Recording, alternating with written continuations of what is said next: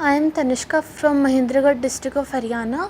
जो कल रात को 11:30 बजे नीट 2020 का रिज़ल्ट है, उसमें मेरी ऑल इंडिया रैंक 1 है। नीट की तैयारी मैंने 2 साल यहाँ पे कोटा रह के एलन करियर इंस्टीट्यूट से करी है। उसके बाद मैं अब मेरी स्ट्रैटेजी की बात करूँ तो मैंने ऐसा कुछ स्पेसिफिक नहीं था, बट मेरा ऐसा था कि जो आज मुझे क्लास में करवाया है वो मैं घर जाके करूँगी, ताकि क्लास रोज़ का रोज़ होता रहे। तो फिर लास्ट में आके आप मतलब सेटिस्फाइड भी रहते हो, आप पे कोई बैकलॉग भी नहीं आता कि वो इतना सारा पड़ा है मैं कैसे करूँगा या फिर कैसे करूँगी। आराम से सब कुछ स्मूथली होता जाता है, बट ऐसे हम कल पे छोड़ते जाएंगे तो फिर लास्ट में आके प्रेशर, स्ट्रेस, यही सब बच जाता है। अब सब्जेक्ट स्पेसिफिक बात करूँ तो फ़िज़िक्स में मैंने मेनली फ़ोकस किया था एलन के जो स्टडी मटेरियल था उसी पे किया था। उसमें क्वेश्चन बैंक में इतने सारे क्वेश्चंस हैं, रेस वगैरह वो सब भी मिली थी, वो सब भी की थी मैंने। और लास्ट में आके मैंने एनसीईआरटी भी 2 बार पढ़ी थी पूरी। तो फिर फ़िज़िक्स में हम बात करें तो नीट में क्वेश्चन पूछता है, वो इतना ज़्यादा ऐसा नहीं पूछता जेईई जैसा कि उसमें मैथ्स भी इतनी सारी लग रही है और उसमें कॉन्सेप्ट भी इतने सारे मिक्स नहीं करता, स्ट्रेट फॉरवर्ड क्वेश्चन पूछता है। तो फिर उसमें अगर आप अच्छे से करते जाओगे, मतलब अगर आप एक स्पेसिफिक कोचिंग का स्टडी मटेरियल भी कर लोगे तो दैट इज़ सफिशिएंट। उसके बाद अब मैं केमिस्ट्री की बात करूँ तो केमिस्ट्री में 3 पार्ट हैं। सबसे पहले मैं फ़िज़िकल की बात करूँगी। फ़िज़िकल केमिस्ट्री में भी मैंने स्पेसिफ़िकली जो नीट का स्टडी मटेरियल हमें एलन ने प्रोवाइड किया था उसी पे मैंने ज़्यादा फोकस किया था। उसमें क्वेश्चन बैंक है तो वहाँ से मैं क्वेश्चन लगाती थी। और फिज़िकल केमिस्ट्री की भी बात करूँ तो उसमें थ्योरी ज़्यादा इंपॉर्टेंट नहीं है, मतलब अगर आप अभी ड्रॉप कर रहे हो उसके बाद आपके पास टाइम नहीं है तो एनसीईआरटी आप चाहो तो स्किप कर सकते हो, क्योंकि उसमें थ्योरेटिकल क्वेश्चन ज़्यादा नहीं पूछता। तो फिर हम उसमें जो स्टडी मटेरियल किया वो मुझे सफिशिएंट लगा, क्योंकि उसमें सिंपल ही क्वेश्चन पूछता है। नीट भी वही सब फॉर्मूला बेस्ड जो हर चैप्टर्स में मतलब कंक्लूड करके अगर टोटल ऐसा 10-15 फॉर्मूले होते हैं वही सब क्वेश्चन रिपीट होते जाते हैं। उसके बाद मैं इनऑर्गेनिक की बात करूँ तो फिर मैंने एक बार तो नोट्स सारे जो थे वो मैंने अच्छे से बार बार पढ़े थे।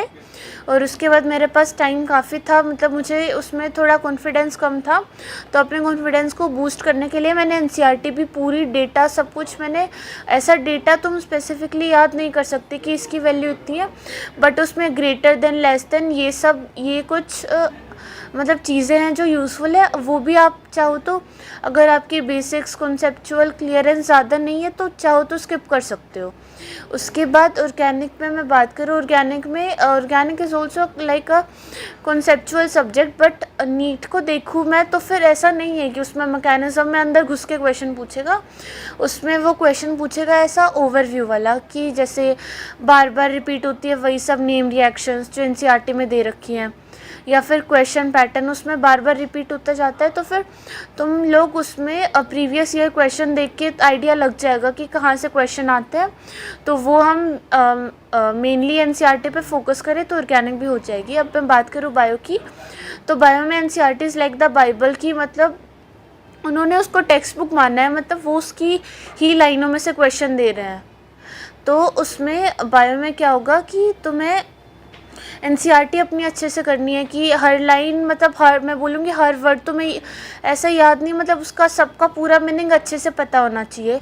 और उसके बाद मैंने एलन का स्टडी मटेरियल भी मैंने पूरा पढ़ा था अच्छे से, बट अगर आपके पास टाइम नहीं है और आपको नहीं लग रहा कि इतना ज़्यादा हो जाएगा तो फिर ज़रूरत नहीं है एनसीईआरटी भी पर पूरी समझ आनी चाहिए। ऐसा नहीं कि तुम रट्टे लगा रहे हो, तो रट्टे तो नहीं लगाए जाएंगे ना, तो फिर एनसीईआरटी पूरी समझ आनी चाहिए और पूरी याद भी होनी चाहिए। अब मैं बात करूँ वैसे तो मतलब नीट के लिए ऐसे जनरल बात करूँ तो फिर अगर आप अपना कोई भी गोल डिसाइड करते हो तो फिर आपका जो आपकी ड्यूटी है वो है कि आप उस चीज़ में अपना एफर्ट 100%, इनपुट 100% डालो।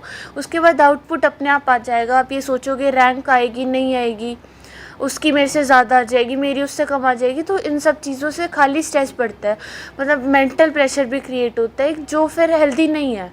तुम फालतू में परेशान होगे उससे। तो फिर हमारा काम क्या होना चाहिए, जो हमें गोल हमने डिसाइड किया है कि हाँ ये करना है, तो उसमें हम अपना इनपुट जो है, अपना एफ़र्ट 100% डालें। उसके बाद तुम छोड़ दो कि पेपर में वही सब आएगा जो तुमने 2 साल पढ़ा है, तो फिर एक लक फैक्टर भी होगा, या फिर हम बोले कि उस दिन आपकी मेंटल कंडीशन ऐसी है, तो फिर बिना स्ट्रेस, बिना टेंशन, बिना ओवर थिंकिंग किए तुम अच्छे से पेपर दे के आओ, रिज़ल्ट डेफिनेटली अच्छा आएगा। Thank you.